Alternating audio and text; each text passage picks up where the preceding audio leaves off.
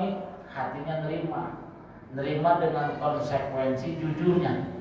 Ya begini kan kalau orang jujur mah rezekinya ya udah rada ketaker. Kalaupun tambah dikit. Beda kalau dagang jujur, nah itu baru laku. Tapi kalau pejabat jujur mah kayaknya dia susah jadi orang kaya gitu. Iya biasanya pengen kayaknya kayak standar lah dan sebagainya. Nerima dan nerima namanya dikucilin. Nerima tidak banyak temennya gara-gara jujur. Cuma tadi derajatnya bukan sekedar orang beriman mukminin, tetapi sampai muqarrabin muttaqin. Wah itu mah orang dekat-dekat mah wali-walinya Allah. Bismillahirrahmanirrahim. Tapi juga ini baru urusan akhirat. Urusan dunia orang jujur juga ada yang sukses. Contoh, saya orang Brebes. Orang Brebes itu ada orang Sunda daerah selatan itu namanya Cipajang, Sidang-Dela sana. Itu orang lulusan SD. Lulusan SD senangnya itu bertani nyampur, kerja di Jakarta.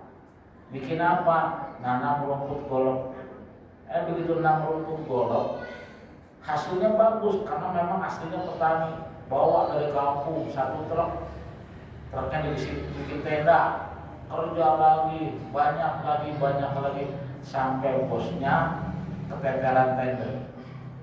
Iya, itu orang jujur kalau ada kelebihan dibalikin walaupun hitungannya cuma ratusan ribu, puluhan ribu.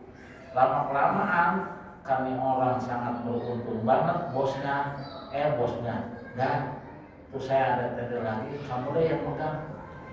Karena ini jujur, dipegang, udah dipegang itu aja keuntungannya dibalikin lagi sama bosnya. Sampai akhirnya sekarang ngomongin kekayaan mah di Bali punya villa, di Puncak punya villa, bahkan di Bali punya lapangan golf, dan tidak cuma itu, lulusan SD sekarang punya pesantren.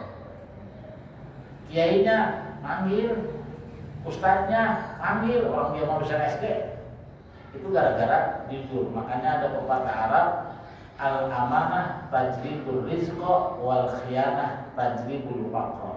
Amanah, orang yang amanah dipercaya, bahasa lainnya jujur, itu bisa menarik rezeki. Wal khiyanah tajlibul faqr, dan khianat itu akan menarik, mengundang kefakiran. Ya, kalau khianat mah walaupun kaya ujungnya pakai baju oranye, ya gitu ya. Jadi pejabat apa ujungnya pakai baju oranye. Apalagi kalau bisnis, dagang, jujur, cakep, pasti orang pada suka. Nah ini baru dunia, tapi tadi akhiratnya dapat derajat muttaqin, muqarrabin. Yang kedua, wasani sabrun kamilun ma'ahu syukrun daimun. Orang yang selalu sabar. Sabar itu ada batasnya apa tidak ada batasnya? Ya, ada yang bilang ada batasnya. Pas batasnya sabar 3 kali, berarti itu sampai sabarnya sampai segitu, udah ada sabar lagi. Sebenarnya sabar mah tidak ada batasnya. Sebenarnya, ya tidak ada batasnya.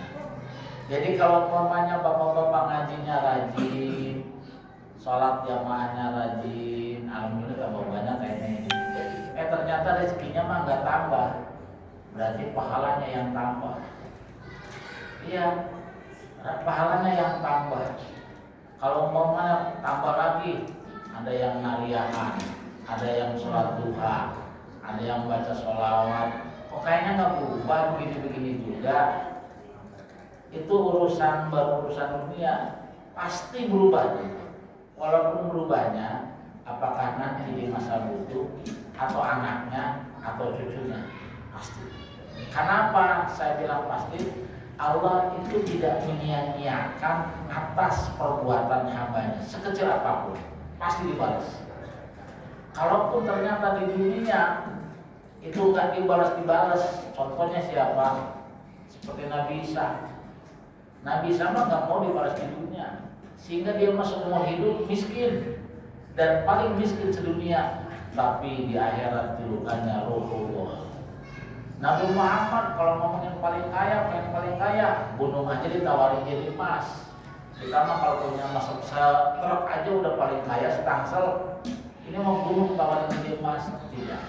Kenapa? Sebab ada kehidupan yang lebih kekal dan abadi. Walal akhiratu khairul laka minal ula. Dan kerama yang penting kalau minum teh rasa teh, kalau minum jamu ada pahitnya wajar, minum sirup ada manis, alhamdulillah. Emang orang yang punya duit 1 triliun tuh kira-kira minumnya berapa botol tuh sirup marjan? Tetap paling sehari semalam 11, 12. Iya. Duit banyaknya kayak apa? Punya rumah 20, emang mau ditempatin semua? Enggak juga. Istri 1 juga kewalahan. Itu dan sebagainya. Udah, yang penting mendengar sabar. Sabar itu terutama jaga. Sabar itu, ini mohon maaf, pahala yang tidak bisa dihitung. Orang udah baca doanya bagus, Rabbana atina fid dunya hasanah, doanya bagus. Rizkinya halalan thayyibah, dengan tetangga bagus. Dasarnya sudah seharusnya anaknya keserempet motor. Salah apa gitu ya? Bukan salah apa. Karena Allah pengen cepat-cepat ngasih pahala yang besar, yaitu pahala sabar menyikapi. Makanya sabar itu fa inna ma yuwaffana sabiruna ujurahum bighairi hisab. Sesungguhnya orang yang sabar itu pahalanya enggak bakal bisa dihitung. Enggak bisa dihitung. Dan mohon maaf, ini gara-gara ngaji, gara-gara sholatnya banyak, ibadahnya cakep dan lain sebagainya, jangan berpikir akan terlepas dari cobaan. Bukannya cobaannya tambah ringan, bisa jadi tambah berat, tapi bisa menyikapi. Karena ini sudah perjanjian Allah. Walana buruanakum bisyai. Sungguh akan saya coba kalian. Walaupun wiridnya cakepnya kayak apa, doaannya cakepnya kayak apa, sodakohnya rajinnya kayak apa, tetap akan dicoba. Iya, karena dicoba itu buat ngampunin dosa, buat naikin derajat. Terus, nah orang-orang yang baik, yang beriman, yang muttaqin, yang muqarrabin, cobaannya mah banyak, bahkan lebih banyak, cuman bisa nyikapi. Iya, nggak punya duit aja masih bisa senyum, bisa ketawa, bahkan diomelin masih bisa nyengir. Iya, baca mulut, sakit masih bisa alhamdulillah dan sebagainya. Tapi orang yang belum sampai derajatnya mukmin, muttaqin apa belum muqarrabin, itu baru cuma masuk angin aja, ngeluhnya 10 kali lebih. Iya, apa aja disalahin, hujan nih, masuk angin nih, apa aja minuman disalahin, makanan disalahin, itu baru cuma masuk angin 1, belum lagi yang lain. Maka dari itu, yuk sikapi apa yang terjadi, tidak lepas dari genggaman Allah, sabar. Jadi kalau kita dapat sesuatu yang tidak menyenangkan, sabar, itu karena Allah hakikatnya pengen ngasih pahala yang cepat dan banyak. Sabar. Apalagi kalau istrinya cerewet. Kalau bisa 1 lagi nambah istrinya, cerewet 1. Bismillahirrahmanirrahim. Yang ketiganya, wasyukrun daimun, syukur. Apalagi selalu syukur. Jadi intinya mah 2 aja lah. Kalau mendapatkan sesuatu yang tidak menyenangkan, sabar. Kalau dapat menyenangkan, syukur. Udah jadi orang selamat. Dan tidak cuma selamat, naik derajatnya. Muttaqin, muqarrabin. Muttaqin dan muqarrabin, bukan cuma ini. Naik derajatnya, muttaqin dan muqarrabin. Apalagi saya pernah juga menyampaikan, kalau bisa, ada satu riwayat hadis dalam kitab Mukasyafatul Qulub. Siapa orang, pernah saya ceritain, tapi karena ini kayaknya penting terulang-ulang. Siapa orang yang dia demamnya, badannya panas, pria, kok sampai berani ngucapin alhamdulillah? Kenapa? Siapa tahu umpamanya RT dulunya jambla gitu kan, sering bolong sholatnya, bolong-bolong ngaji pesantren gitu ya. Akhirnya apa? Cuman naik motor dari sini ke Combang bolak-balik lagi, langsung masuk angin. Terus dia ngucapin, alhamdulillah, siapa tahu penyebab diampuni dosa. Dosanya udah habis, jadi pengurus masjid, pahalanya banyak. Siapa tahu dinaikin derajatnya.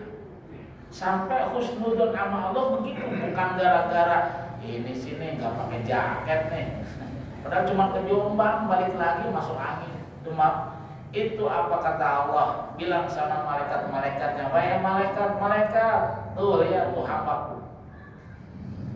Apa yang dia ucapkan? Kalau dia mengucapin alhamdulillah, pilihannya cuma dua bagi saya. Kalau dia sehat, dagingnya, darahnya, kulitnya saya ganti dengan darah, kulit, daging yang lebih baik dari sebelumnya. Itu kalau mengucapkan alhamdulillah bisa saudara. Kalau saya kehendaki dia mati, maka dia masuk surga saya. Itu cuman gara-gara mampu mengucapin alhamdulillah sampai pikirannya benar, hatinya benar. Karena hakikatnya ini tidak lepas dari genggaman Allah. Bukan disalahin tukang dagangnya, bukan salahin tukang gojeknya, bukan salahin apalnya istrinya dan sebagainya. Udah, karena semuanya tidak lepas dari kehendak Allah. Alhamdulillah, alhamdulillah. Cuma bilang, kalau udah sering begitu mah nggak bakal ngomelin orang kayaknya. Diomelin sama orang dia mah cengir, alhamdulillah, sabar dapat pahala. Kalau cuma diomelin aja, disalahpahami cuma salah paham. Syukur. Abdul iman as-sabru was-samahah. Paling abdulnya iman itu adanya sabar dan samahah. Samahah itu lapang hati, lapang dada. Dan pokoknya mohon maaf jadi tukang, mestinya mas 150, 200, dibohong yang dikasihnya 75. Oh berarti pahalanya lebih gede. Karena ada akhirat. Kalau nggak ada akhirat, kita juga nuntut. Iya. Momennya kita rajin, ada akhirat. Karena nggak ada akhirat, bini saya pengennya 10 gara-gara rajin. Begitu. Rumah saya banyak, tapi karena ada akhirat biarin dah. Istri satu, begini. Tapi yang penting kan nantinya dan lain sebagainya. Biarinlah sekarang kontrak, tapi yang penting nantinya dan nantinya itu khalidina fiha selama-lamanya lagi. Dan sekarang mah yang penting kalau hujan gak kehujanan. Kalau kehujanan juga udah nostalgia. Dulu mah kecil-kecil diomelin sama orang tua, sekarang mah ada omelin. Semuanya mendingan disyukurin. Disyukurin. Saya punya guru dulu Kiai Haji Sofyan Asowi.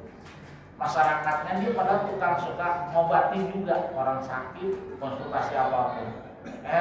Lingkungannya kena DBD, demam berdarah. Dia juga kena, almarhum. Dibawa ke rumah sakit Ciputat. Apa dia bilang? Pas trombositnya turun, dia kena juga. Apa dia bilang? Ya Allah, terus ya Allah, terus alhamdulillah, terus ya Allah. Malah sembuh besoknya. Ya kenapa? Ya karena dia mah diuji juga, udah lulus. Iya, kan biasanya yang diujinya lama mah berkali-kali karena belum lulus, remedial, diuji lagi supaya lulus. Ini mah diuji, malah terima, terus ya Allah, terus. Kayak orang dipijitin refleksi, dipijit itu sakit. Iya, kalau saya dipijit itu sakit, aduh, tukang pijitnya berhenti, kita malah ngomel. Terus apa? Iya, terus kenapa? Sebab nanti setelah dipijitin bakal enak setelahnya. Nah begitulah, cobaan, sabar dan lain sebagainya. Sebenarnya nanti biar enak di alam kubur, alam barzah, apalagi di akhirat. Iya, ini mah udah cobaan, ujian di tempat dunia. Maka dari itu, nah kalau bisa senyum, apalagi kalau bisa. Alhamdulillah, itu mah bukan manusia, bukan insan, bahkan tidak sekedar orang yang beriman, tapi ini mah orang kelompok-kelompok yang darajatul muqarrabin. Itu mah udah mendeketin kayak wali. Masa orang sakit alhamdulillah kan nggak normal ya. Iya, orang sakit alhamdulillah nggak normal, tapi orang khusus. Nabi Isa miskin tapi ketawa mulu, nggak normal. Tapi nggak normalnya nggak normal baik, orang khusus. Nabi Muhammad nggak normal. Masa dia Allahumma amitna miskinan, ya Allah matikan saya orang miskin. Normal itu umumnya pengen mati dalam keadaan enak ya. Iya, kalau bisa mah, iya mati sedang itu udah sukses semuanya. Tapi malah Nabi Muhammad minta doanya Allahumma amitna miskin dan lain sebagainya. Tapi nggak normalnya, nggak manusiawinya, tapi justru derajatnya naik. Nggak apa-apa, kita kali-kali naik jangan sekedar manusiawi, tapi naik mukminin, muttaqin, muqarrabin dan seterusnya. Bismillahirrahmanirrahim. Nih yang kedua lagi yang perlu diamalkan. Kalau Nabi sallallahu alaihi wasallam, nikmat selahul mukmin as-sabr wa du'a. Sebaik-baiknya senjatanya orang mukmin beriman itu dua. Sebaik-baiknya senjatanya orang beriman dua, yaitu sabar dan doa. Sabar dan doa. Udah. Ya, sabar itu bukan orang lemah. Sabar itu bukan orang cengeng. Sabar itu orang hebat, orang kuat. Dan kemudian doa. Udah doa sebanyak-banyaknya dan belajar mulai saat ini husnudzon kepada Allah. Husnudzonnya berbaik sangkanya apa? Pasti apa yang didoakan itu dijawab sama Allah. Nah, ngomong kalimat pasti di hati itu pasti dijawab, itu wujud berbaik sangka sama Allah. Kalau Allah itu tidak seperti makhluk yang kadang-kadang kita minta dikasih sama makhluk mah dikasih keseringan udah bosan. Tapi Allah enggak ada bosannya. Minta, kalaupun tidak dijabah, kita dengan cara dekat bisa jadi jangka panjang. Kalaupun tidak jangka panjang bisa jadi anaknya, bisa jadi cucunya. Kalaupun tidak diwujudkan, paling tidak di alam kubur. Bayangkan, enggak ada yang disia-siain. Sehingga ada orang sufi berkata, andai kata manusia tahu kalau doa yang dipanjatkan ketika dia masih hidup dan kemudian belum diwujudkan oleh Allah sebenarnya dihimpun, dirangkum oleh Allah, dan ketika meninggal dunia semua permohonannya ketika masih hidup dituplakin di alam kubur, maka jadi karya raya di alam kubur. Dan ada riwayat lagi, siapa orang yang gampang, yang mudah menghadapi alam kubur akan lebih mudah menghadapi alam akhirat, dan siapa orang yang sulit menghadapi alam kubur akan lebih sulit menghadapi akhirat. Maka itu orang-orang pengen semua permintaan permohonannya ketika hidup nggak pengen diwujudin di dalam waktu sekarang. Biarin ya Allah, saya mau buat nanti aja di alam kubur. Sekarang mah yang penting bisa makan, yang penting bisa minum, yang penting anak bisa sekolah, yang penting udahlah hujan nggak terlalu kehujanan, panas nggak terlalu kepanasan, nggak usah pengen punya lantai 5, nggak apa-apa. Nah, yang penting apa? Di alam kubur masih bisa jadi miliaran tahun lagi, belum akhirat. Maka dari itu, Bismillah dari sekarang, doa apa saja, minta apa saja yang baik-baik. Pasti bahkan urusan dunia dan urusan akhirat itu kalau nggak dijabah terjadi pada diri sendiri, nanti mungkin anaknya, mungkin cucunya, mungkin cicitnya, atau mungkin bisa jadi di alam kubur. Contohnya siapa? Nabi Isa, kan bukan anaknya, bukan cucunya, karena nggak punya anak. Iya, tapi nantinya di alam kubur, di akhiratnya mulianya luar biasa. Nabi Muhammad adalah. Bismillahirrahmanirrahim. Banyakin doa. Mau sholat, mau doa apa saja. Apalagi banyakin sholat. Sholat itu doa. Sholat itu doa. Itu sama, banyakin sholat, banyakin doa. Bismillahirrahmanirrahim. Wasalisu. Nah ini yang susah. Menurut logika manusia, fakrun dan imun, wajudun jasahidun hadir. Selalu dalam keadaan fakir. Maksudnya apa? Kita selalu keadaan butuh sama Allah.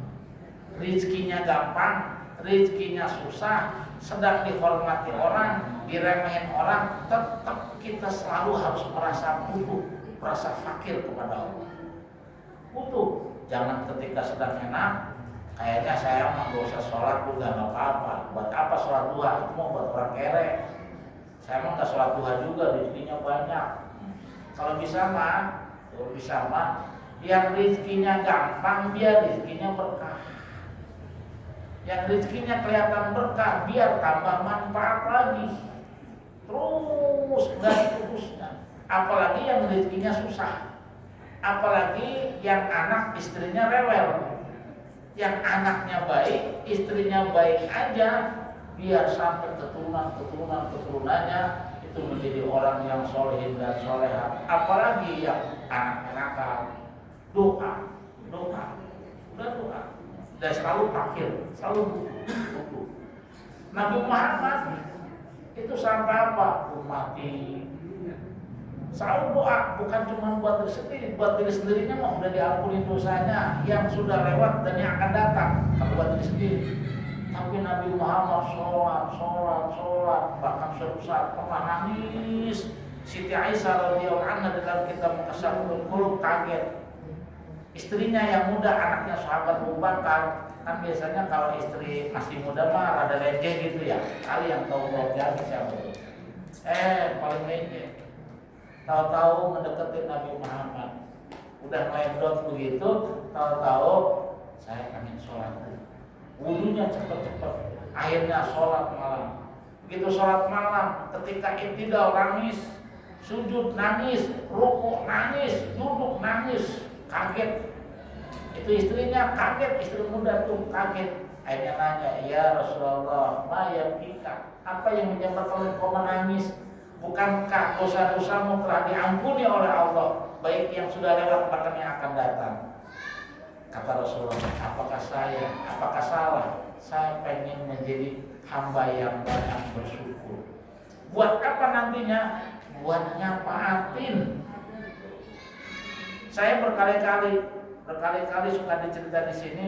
Ini nenek moyang kita namanya lucu-lucu, ada yang namanya pencung, bogok, boncel, pengki, ya apa aja dulu.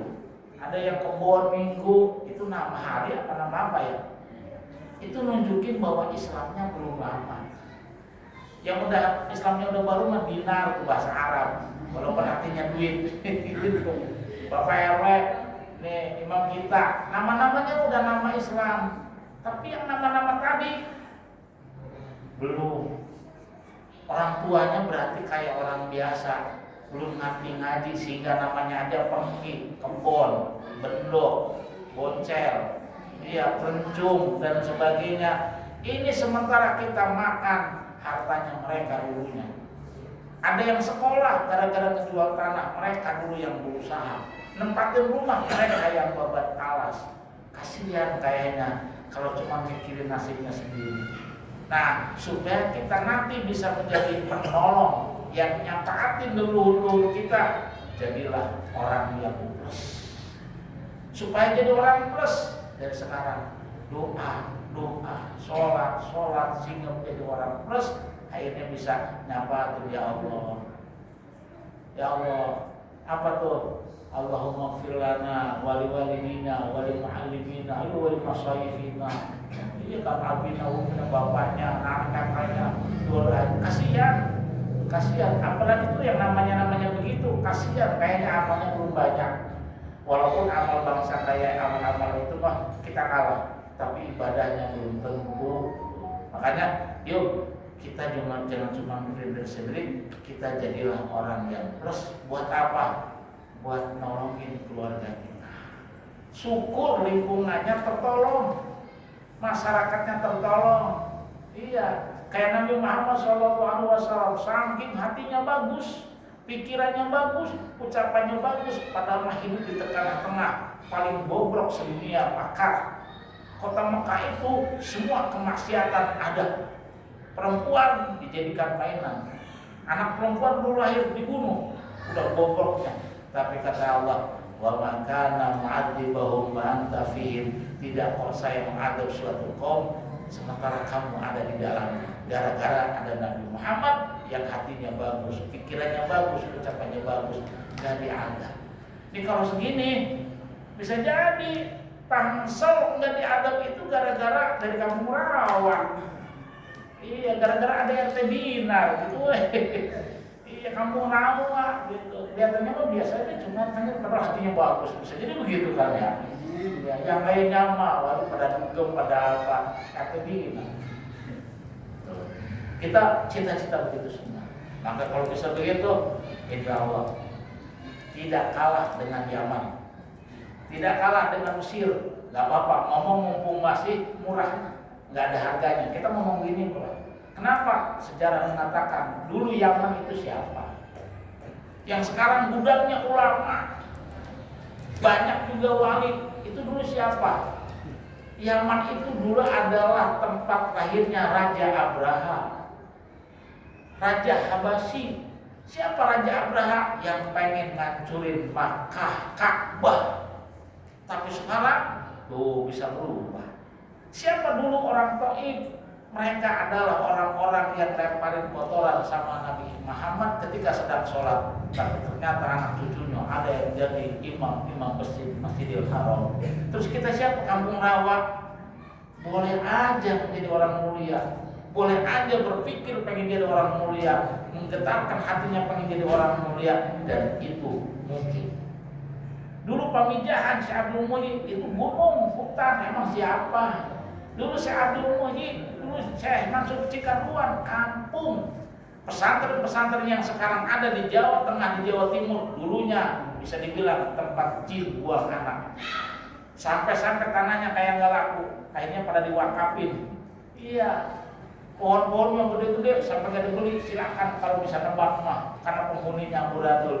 Tapi ternyata berubah, melahirkan ulama-ulamanya Allah, melahirkan orang-orang soleh. Kenapa? Mulai berpikir positif, berperasaan yang bagus, ucapan yang bagus. Maka bismillah, yuk kita boleh menghayal yang baik-baik, bercita-cita yang baik-baik, mumpung gratis. Gak bayar kita cita-cita yang baik, doa yang baik gak bayar, mumpung gratis. Minta yang hebat karena Allahnya maha hebat. Allahnya maha kuasa, bisa merubah satu negara, bisa merubah satu kampung, bisa merubah satu RT, apalagi perorangan. Cita-cita yang luar biasa. Bismillahirrahmanirrahim. Yang selanjutnya tadi keberapa? Warabihu, dan yang keempatnya adalah apa ini? Fikrun daimun ma'ahu batun jayun. Senang berpikir dan perutnya jangan terlalu kenyang. Kenapa senang berpikir? Ini berpikir itu dengan cuman ibadah, nggak pakai mikir, cuman sholat ruku juga jukul begitu, tapi nggak ada sampai ke dalam, itu belum ada apa-apanya. Berpikir mah kata Nabi, tafakkuru sa'ah afdalu min ibadati sittina aman. Berpikir sesaat itu lebih afdal daripada ibadah 60 tahun. Nah, kita dalam rangka pengen plus lagi, pengen bisa nolong masyarakatnya, nolong keluarganya, nolong nenek moyangnya. Jadi kalau hari ini kita berpikir sungguh-sungguh, yang menyembuhkan berpikirnya adalah tambah takdim kepada Allah, tambah yakin kepada Allah, tambah cinta kepada Allah, tambah bertauhid kepada Allah. Itu maksudnya yang begitu. Tambah bertakwa kepada Allah, maka berpikir yang begitu terserah. Mau mikirin langit, bintang, bulan, kitab, baca Quran, semuanya dipikirin, tapi ujungnya subhanallah, ujungnya Allahu Akbar, ujungnya Masya Allah. Akhirnya apa? Tambah senang ibadah, tambah senang kepada Allah, sehingga senang apa yang diperintah oleh Allah dan menjauhi larangannya. Nah, berpikir yang begitu lebih baik daripada ibadah 60 tahun. Bayangkan kalau sehari sesaat aja, sesaat nggak ada, sesaat itu 1 jam nggak apa-apa begitu. Itu kalau tiap hari berarti itu ibadahnya berapa ribu tahun. Kalau berapa ribu tahun sementara kita umurnya berapa, berarti plus. Mohon maaf, ini saya dari orang kasaf. Orang kasaf itu yang bisa melihat, merasakan sesuatu yang tidak dilihat oleh mata. Bahkan ada yang sampai tahu alam arwah, alam kubur. Tapi nggak saya sebutin namanya. Cuma bukan di sana. Orang ternyata ada yang biasa-biasa begini jatahnya. Ada yang sampai 70 ribu.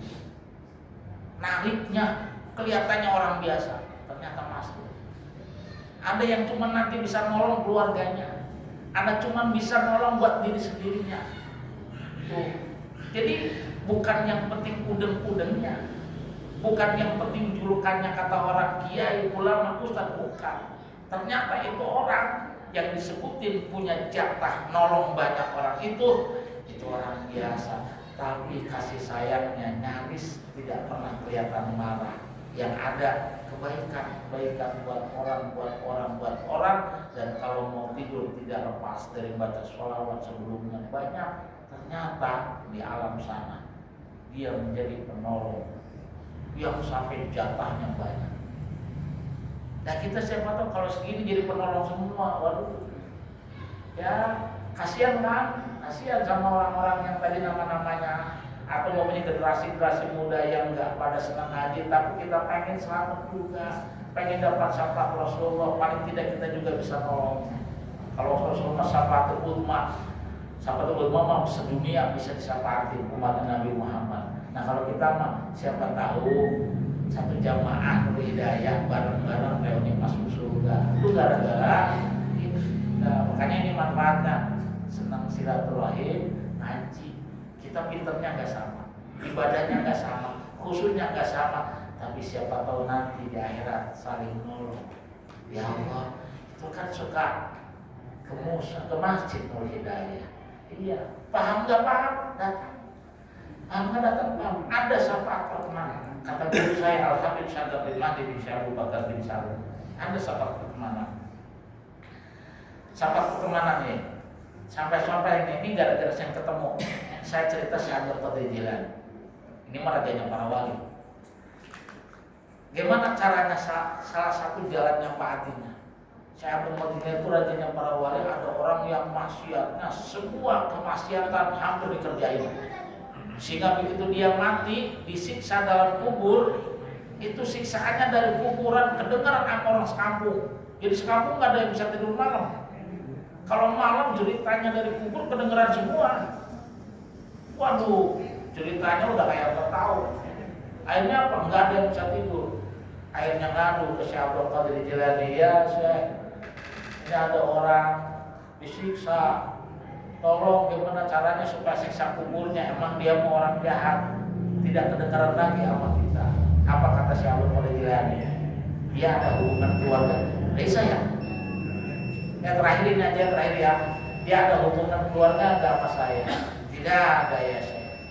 Dia pernah ngaji enggak sama saya? Enggak. Terus dia kenal saya enggak? Ada orang yang ngaji. Ya Syekh. Dia pernah nyebutin nama engkau.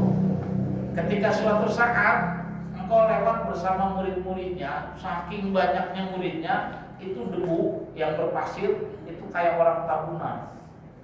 Bekas kaki kayak pada keangkat. Akhirnya itu orang yang tadinya jahatnya luar biasa ketika masih hidup, dia bilang, itu siapa sih itu?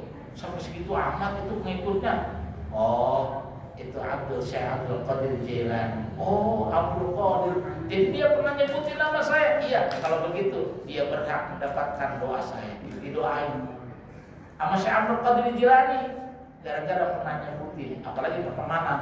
Akhirnya tidak cuma suara adab dalam kuburnya kedengaran, sampai di dalam alam kubur diampuni dosa-dosanya. Itu bukan nabi, tetapi ada selain nabi, namanya bukan syafaatul ummah. Kalau ummah mah cuma punya Nabi Muhammad SAW. Maka yang penting nih, ini saling kenal, apalagi sering saling ngaji, saling apa. Siapa tahu kita saling mau. Oh, walaupun di pojok nggak kenal, tapi saya tahu itu, ya Allah, kasihan. Oh, dia anaknya jamaah, kasihan.